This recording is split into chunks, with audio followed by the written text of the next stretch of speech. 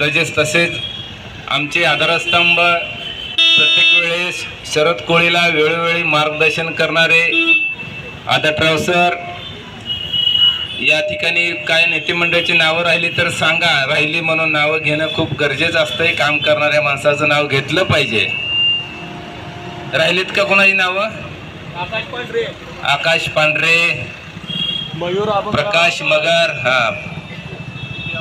विकी अभंगराव, झुंजार sir,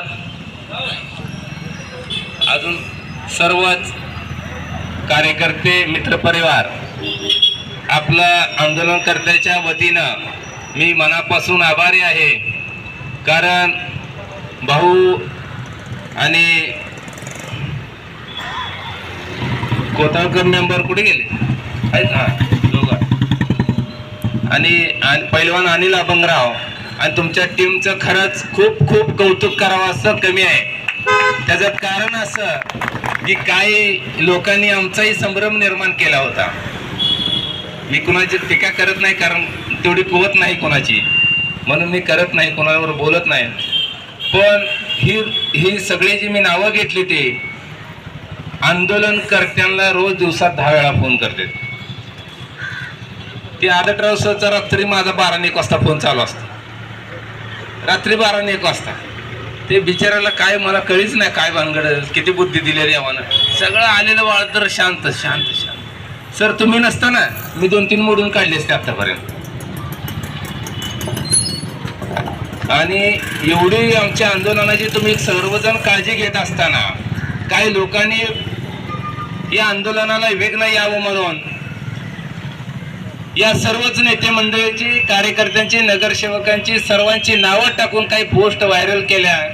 अरे आम्ही म्हणलं ही एवढे प्रेमानं आमच्याशी लोक बोलते, एवढा आमचा मान सन्मान करते ते, एवढं आपुलकीनं आमची काळजी घेते ते, आणि आंदोलनाला काही लागू द्या, सगळे साम नाम दंड तुमच्या सोबत आम्ही आहे म्हणणारी माणसं सकाळी पोस्ट अशा आल्या. थोडं आम्ही हैराण झालो. पण माझ्या पहिलंच आदतराव सरांचा निरोप आला मला की दादा चिंता करू नका, असं काही झालेलं नाही आणि असं कुणी केलेलं नाही. तुमच्याच बद्दल पण मला त्यांनी निरोप पाठवला की सगळं आमची चर्चा झालेली आहे आणि आम्ही ताकदीनं पाठिंबा देण्यासाठी उद्या तिथं येतोय म्हणून. आणि आज तुम्ही आलात, तुम्ही दावून दिलात.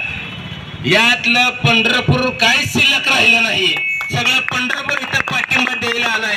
त्याच्यामुळे अशा काही लोकांच्या लक्षात आलं पाहिजे, अरे बाबा तुम्ही एकटे पडलेले आहात, नका आता काही करू. अख्खा पंढरपूरचं आगी मावळ इथं आंदोलनात येऊन बसलाय. पंढरपूरचं आगी मावळ इथं आंदोलनात सामील झालंय. त्याच्यामुळं तुम्ही ना हा काय तर स्वतःच्या डोक्याला त्रास करून घेऊ नका. तुमचं काय राहिलं नाही म्हणून तुम्ही लोकांच्या पंक्तीत जाऊन मागायला बसू नका. आणि आज खूप खूप मला अभिमान वाटला की आंदोलनकर्त्याला खरंच तन मन धनाने ताकद देण्यासाठी, राजकारण करण्यासाठी नाही. मी पंढरपुरातून आलेल्या सगळ्या नेते मंडळांना, कार्यकर्त्यांना माझी विनंती मी बघा, मी आजही तुम्हाला सांगतोय, शरद कोळी कुठलंही राजकारण करत नाही. आता सगळेच आपले समाज बांधव आहेत. काही लोक विरोध करते, ते काही जणांना थोडं वाईट वाटतं, ठीक आहे काय हरकत नाही, करत राहावं त्यांनी विरोध, माझं काही म्हणणं नाही. मी आतापर्यंत तर गणेश आदतराव आणि आदतराव सरच्या सांगण्यावरून काहीच बोललो नाही, आणि हे किती दिवस सांगत नाही तोपर्यंत बोलत नाही. पण मी पण वाट बघतो तुम्ही मला किती दिवस थांबवत आहे. पण ज्या दिवशी तुम्ही मला सांगाल त्या दिवशी परत महाराष्ट्राच्या कानाकोपऱ्यात ती नाव राहणार नाही, लक्षात ठेवा, पुसूनच टाकतो. फक्त मला सांग, वाट बघतोय मला किती दिवस तुम्ही मला दाबून ठेवताय, थांबवताय म्हणताय. मेंबर अक्षरशः आमचा जीव रडकुंडीला येतोय. आम्ही काय चूक केली आहे, काय केलंय आम्ही? अरे समाजाचं घरदार उद्ध्वस्त होते ते.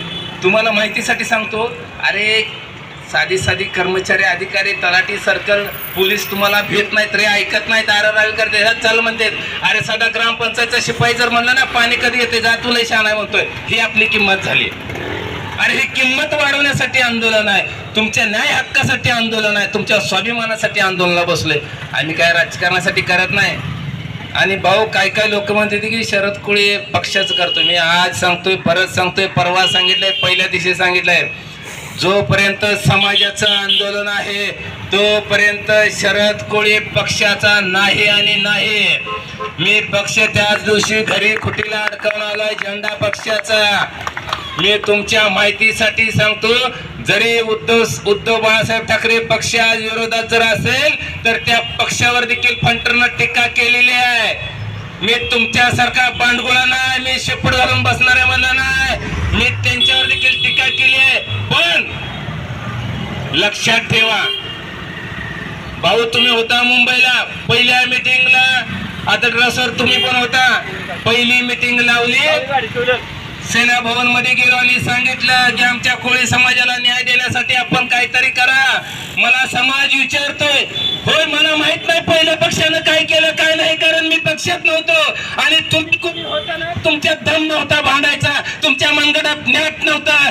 लक्षात ठेवा, जर उद्या उद्धव बाळासाहेब ठाकरे साहेबांचं सरकार आलं, महाविकास आघाडीचं सरकार आलं तर मंत्रालयामधले दरवाजे देखील ठेवत नाही, पहिला आपला निर्णय घेऊ आपण.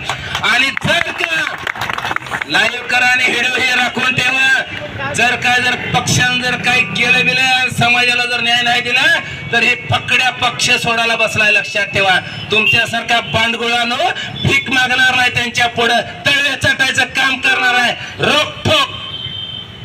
रोखोक पक्षाकडे भूमिका मांडेल. पहिला विकास समाजाचा आणि नंतर शरद कोळीचा. काय बांडगुळे म्हणायला लागले, शरद कोळीला आमदार व्हायचा आहे. अरे हट, कोळी समाजाच्या जीवावर शरद कोळी आमदार होत नाही. अरे 1 आणि 2 मीटिंग मध्ये आमदार होत असतं तर तुम्ही 50 वर्ष काय उपडली का कुणाची? तुम्ही 50 वर्ष काय